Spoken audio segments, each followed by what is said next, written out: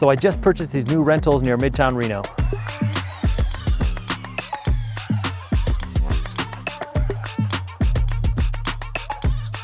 Here's how I got in the deal, and here's what the numbers look like. So we start with a $480,000 purchase price. I put 25% down, which is $120K. That leaves me with a loan amount of $360K. At an interest rate of 2.875, the monthly principal and interest payment is $1,493 a month. Add $250 a month for taxes and insurance on this house. Brings me to a total payment of $1,743 a month. This property rents for $2,400 a month. That leaves me with $657 a month of positive cash flow. $657 a month of cash flow works out to be $7,800 annually. I plan on holding this property for 7 years.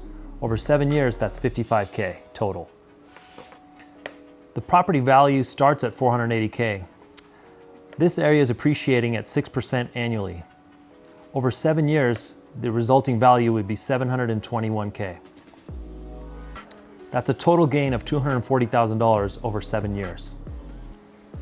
The loan balance starts at $360K. Over 7 years, the new loan balance will be $300K. So that's another gain of $60K of principal paydown that the tenants paid for me.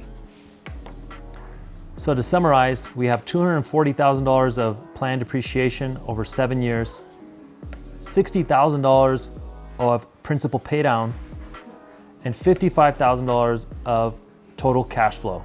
So over 7 years, my total return would be $355,000. That's a 300% gain on my initial $120K investment, or 43% annually. So to summarize, we have $240,000 of appreciation over 7 years, $60K of amortization, $55K of cash flow, for a total return of $355,000. And when you look at these three things total, I think people sometimes don't consider all three together. You know, obviously people think about appreciation, but many calculators don't even account for appreciation. But my strategy was to buy in high growth markets with extreme population growth and extreme job growth, so that way I can get a 5 to 6%, which isn't asking for very much, annual rate of appreciation. And then that amortization, people don't think about this, they miss this all the time.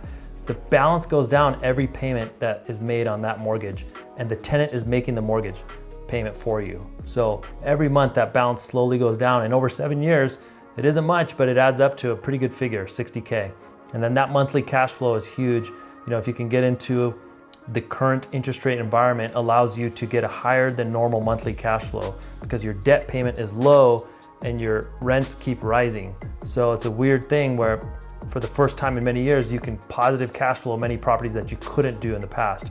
So that total figure is pretty insane when you think about it.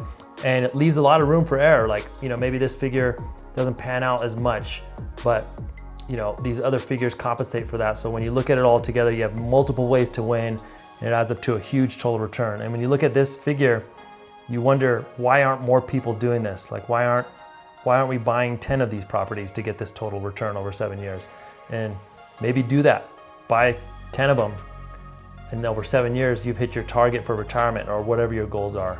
And my last quick point on all of this stuff is, let's just say, you know, for sake of argument, that the appreciation target I'm using gets cut in half, or let's cut it in a third. You still have the other two things and you still have a strong total rate of return. So that amortization, that balance is going down every month regardless. That cash flow is locked in because I've locked in the debt on a 30-year fixed mortgage, right?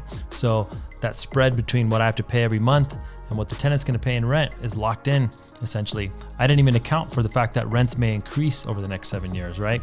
So it does leave some room. These properties were brand new construction, so I didn't account for very much in the way of repairs. But even if you threw in some budget for annual repairs, that would still leave you with a very, very strong rate of return, right? So I know there's quicker ways to make money, you know, in Bitcoin, you might be able to make that same amount of money in 1 year instead of 7 years, or in Tesla stock, or whatever the hot fad is today. But the thing is, with a lot of these investments, most investors lose a lot of money, right? Short-term traders lose.